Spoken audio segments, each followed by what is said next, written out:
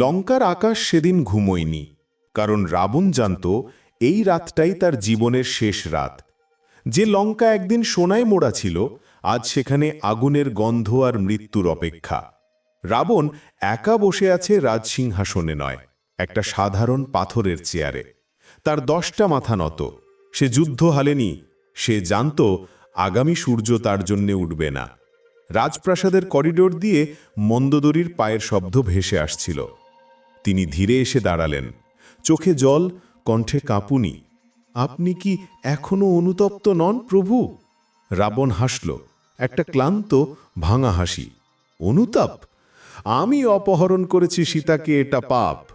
কিন্তু জানো মন্দোদরী, আমি তাকে কখনো স্পর্শ করিনি। এই সত্যটা কেউ বলে না। এই কথাটা ইতিহাসের পাতায় লেখা নেই। রাবণ সীতাকে অপহরণ করেছিল, কিন্তু তার সম্মান রক্ষা করেছিল।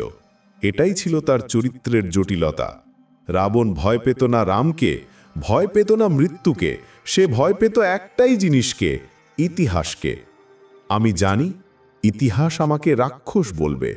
কেউ বলবে না আমি শিবের শ্রেষ্ঠ ভক্ত ছিলাম। আমি বেদ জানতাম, আমি লঙ্কাকে স্বর্গ বানিয়েছিলাম। তার 10টা মাথার মধ্যে একটাও তখন অহংকারী নয়। রাবণ জানত তার জ্ঞান, তার ভক্তি, তার সাম্রাজ্যের গৌরব সব ঢাকা পড়ে যাবে একটা ভুলের নিচে। সীতা অপহরণের সেই একটা মুহূর্ত তার সারা জীবনের অর্জনকে মুছে দেবে। রাবণ চোখ বন্ধ করল, শিবের নাম নিল। হে মহাদেব, আমি তোমার কাছে ক্ষমা চাই না। শুধু চাই আমার মৃত্যু যেন অর্থহীন না হয়।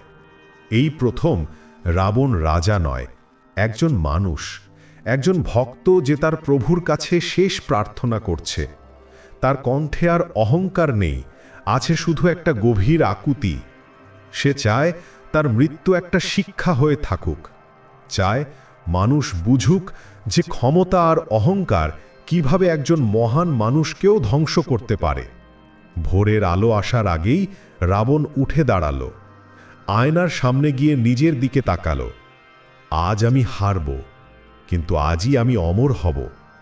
গল্পে, অভিশাপে, স্মৃতিতে। সে জানত মৃত্যুর পরে নাম থাকবে, কিন্তু সেই নাম হবে একটা সতর্কবাণী। রাবণের প্রতিফলন দেখাচ্ছিল একজন রাজা নয়, একজন মানুষ যে তার ভুলের মূল্য দিতে প্রস্তুত। তার চোখে আর ক্রোধ নেই, আছে শুধু একটা গভীর বোধ। এই কথাটা কেউ জানে না। রাবণ চাইলে সেদিন পালাতে পারত।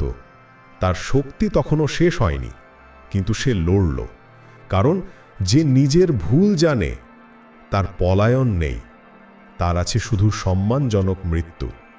রাবণ বুঝেছিল যে পালিয়ে বাঁচার চেয়ে সম্মানের সাথে মরা ভালো। তার এই সিদ্ধান্ত দেখায় যে তার মধ্যে এখনো একটা মহত্ব বেঁচে ছিল। সে তার ভুলের দায় নিতে চেয়েছিল। রাবণ মারা যায়নি সেদিন, মারা গিয়েছিল শুধু তার অহংকার। আর তাই আজও রাবণের নাম শোনা যায়, কারণ ইতিহাস কখনো দুর্বল শত্রুকে মনে রাখে না, মনে রাখে শক্তিশালী ভুলকে। রাবণের গল্প আমাদের শেখায় যে কোনো মানুষই নিখুঁত নয়।